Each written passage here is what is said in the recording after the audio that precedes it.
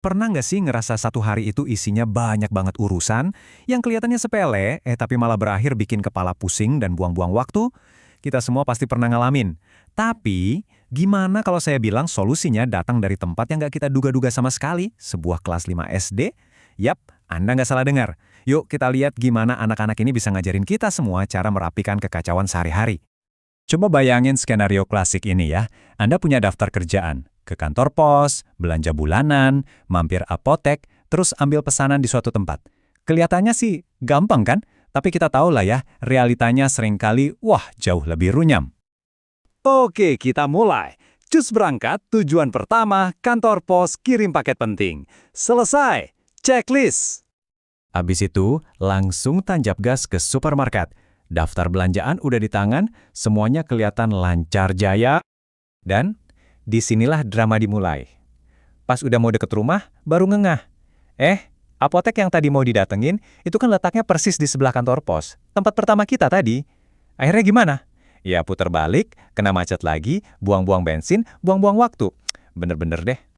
Gimana? Relate banget kan? Perencanaan rute yang amburadul kayak gini tuh masalah kita semua. Tapi tenang, solusinya ternyata lebih simpel dan lebih cerdas dari yang kita kira.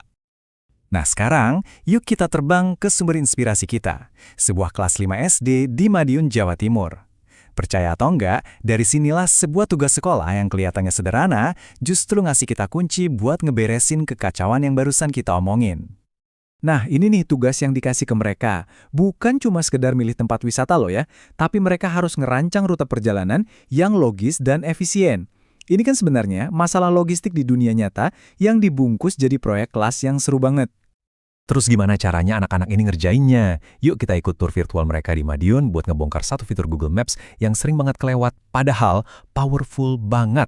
Ini nih intinya. Coba lihat deh rencana perjalanan yang mereka bikin, keren kan? Mulai dari jemput di stasiun Madiun, terus sarapan pecel yang legendaris itu, lanjut ke monumen bersejarah, dan ditutup dengan beli oleh-oleh khas Madiun. 4 titik dirangkai jadi satu perjalanan yang mulus. Dan ini dia rahasianya. Fitur tambah perhentian. Caranya gampang banget.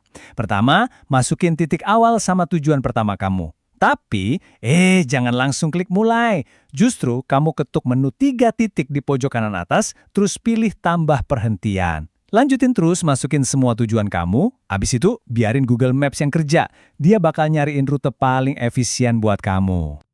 Dan lihat hasilnya. Keren banget. Dengan perencanaan yang pas, seluruh tur ini cuma butuh jarak 8 km. Coba bayangin seberapa efisiennya itu. Nah, data kayak gini tuh penting banget, karena kita jadi bisa mengukur sumber daya yang dibutuhin, kayak bensin sama waktu. Waktu tempuhnya cuma sekitar 25 menit perjalanan. Tentu ya, ini belum termasuk waktu nongkrong di tiap lokasi. Tapi, dengan punya data jarak dan waktu kayak gini, para pemandu wisata Chili ini bisa bikin jadwal yang super realistis. Inilah inti dari perencanaan cerdas.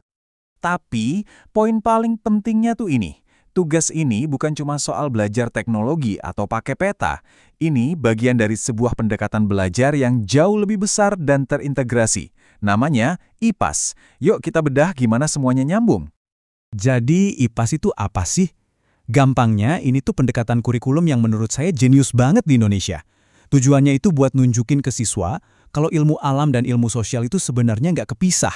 Justru keduanya tuh nyambung banget di kehidupan kita sehari-hari. Nah, lihat deh gimana ini teraplikasikan di tugas mereka.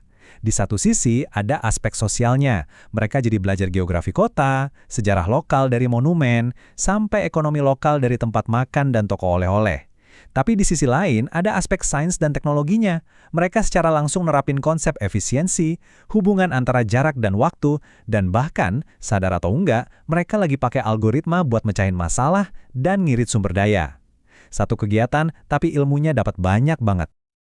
Oke, setelah kita dapat pencerahan dari para jenius cilik di Madiun, sekarang waktunya kita bawa ilmu ini ke dunia kita sendiri. Sekarang, giliran Anda buat ngubah kekacauan jadi keteraturan.